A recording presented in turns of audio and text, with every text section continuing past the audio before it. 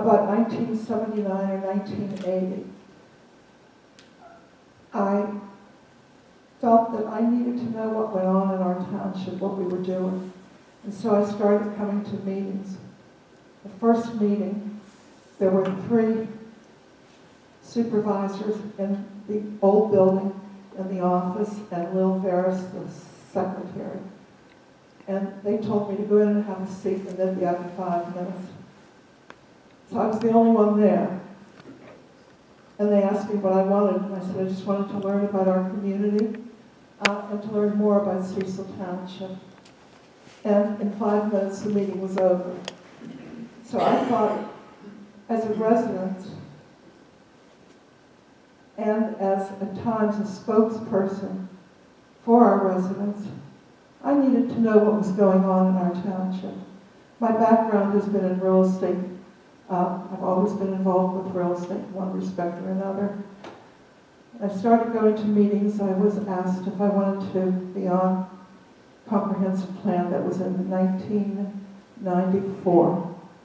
And we spent 2 years working on the comprehensive plan with Roberta Surratt, who, as far as I'm concerned, is the best planner that there is anywhere.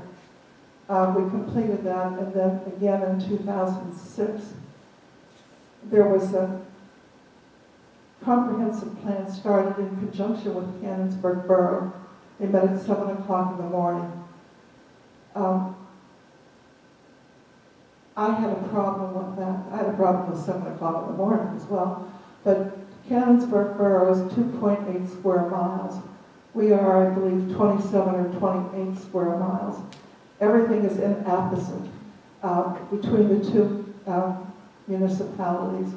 And ultimately, it was disbanded, and I was asked to start another comprehensive plan for Cecil Township residents. And I think that we had 9 or 7.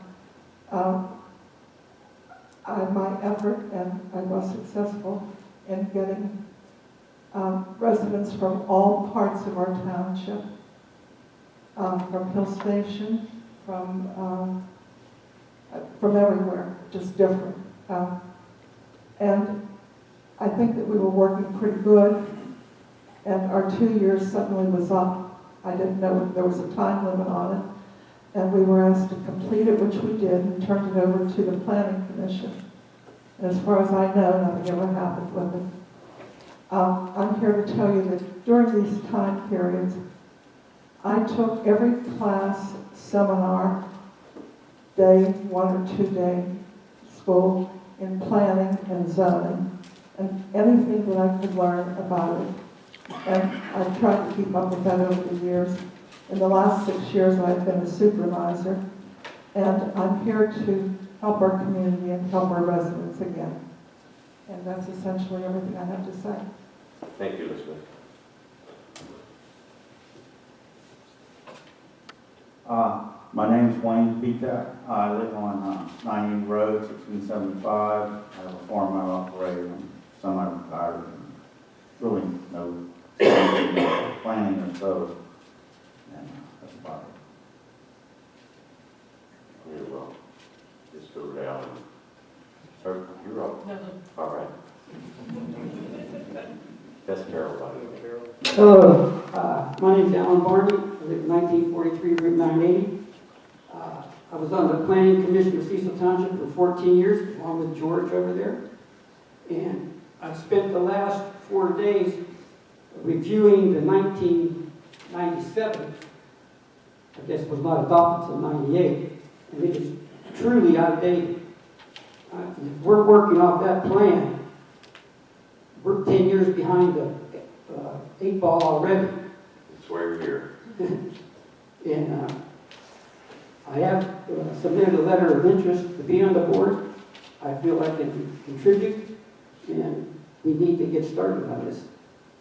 Very well.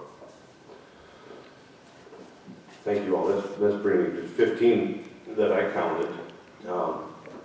Some administrative things that we're going to have to decide on as a board would be, I don't know, the way that I maybe see it is, there may be a voting group, Group A, and then a Group B that is for the input.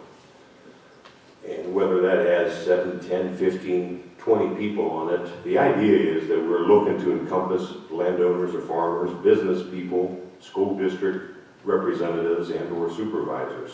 So we have to get that mix. Part of our challenge is that we could maybe use some more business involvement or someone from the school district. So we may ask this group by itself to go out and solicit more people for that involvement, or steering committees. The other thought that I wanted to do a quick survey or show of hands. We used, I guess in this last one, a survey that was sent out, and I was surprised to see that just 50 people would send back. So a lot of our percentages are based on those people that submitted their surveys back.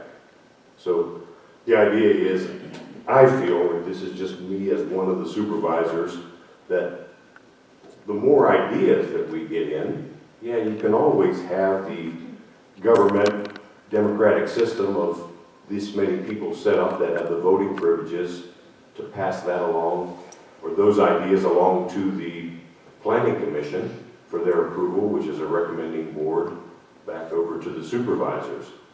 So some of those things have to be ironed out, but what I was thinking about, or give you some thoughts just offhand right now, and nothing will be finalized, but so how many like the idea of sending out surveys that would be sent to the residents to get their input on ideas? Just a show of hands.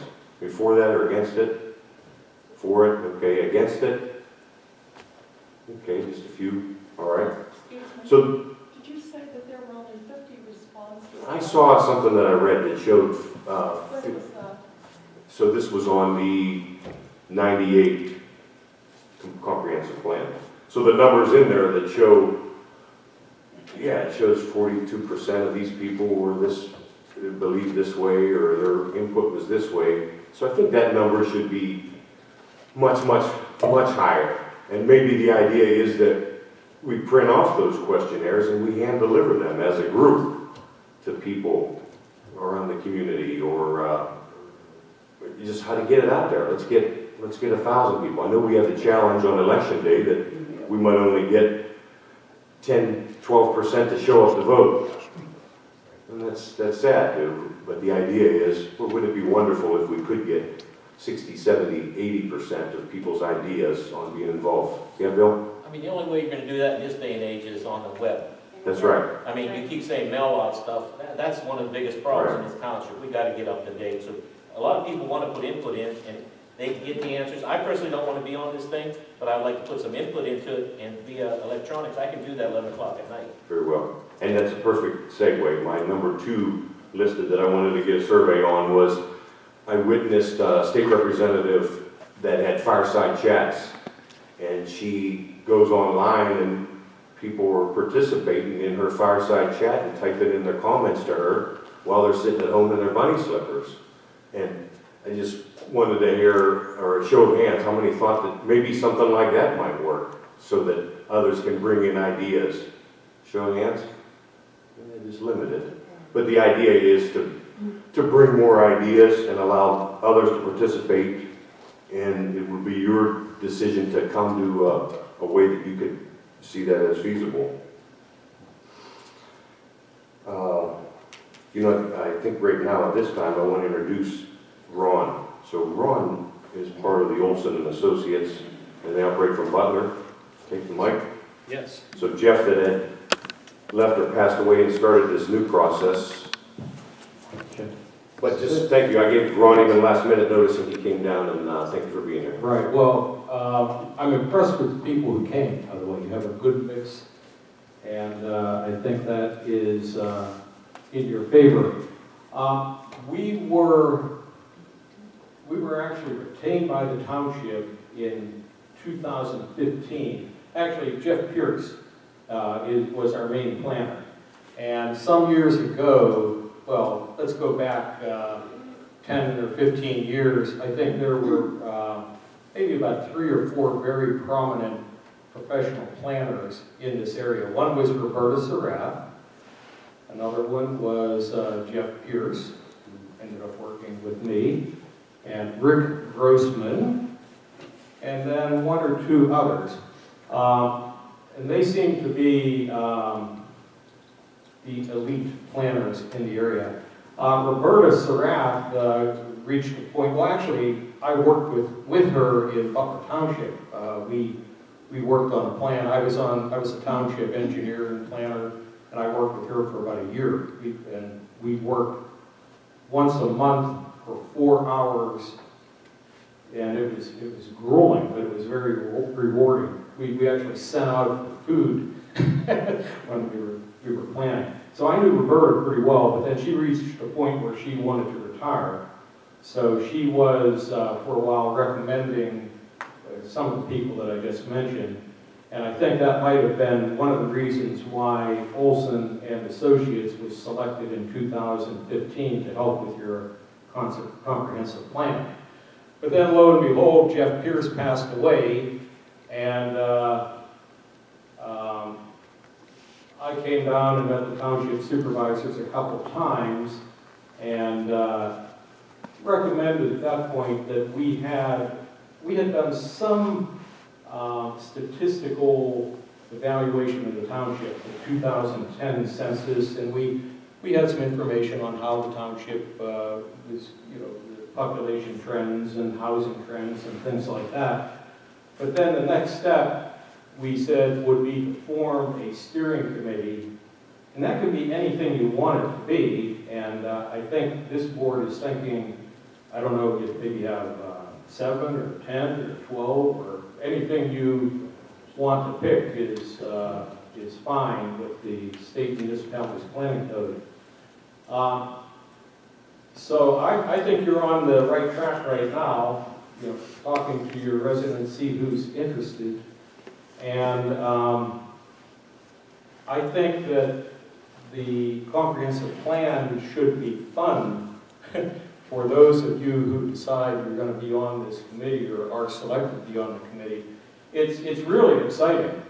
You have the opportunity to help your supervisors plan where the township's going to go in the future. There are some requirements in the municipalities planning code. Every comprehensive plan has to have a certain content, demographics, housing stock evaluation, environmental issues, historic issues, etc. But the one thing that is not required, that I think should be in there, is it's not required that you have an economic development component. And it seems to me that that's one of the most important things to most municipalities. Now, since the time I came here, at sort of beginning of 2016, I have substituted for Jeff Pierce to the best of my ability. And I worked with Cranberry Township up near Route 80, not the Cranberry and on Route 19, but we worked on a comprehensive plan for them.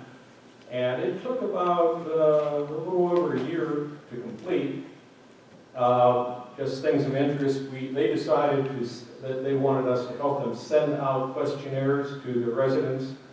So a questionnaire was sent out to every resident in the township, and I think about 1,100 people responded to that.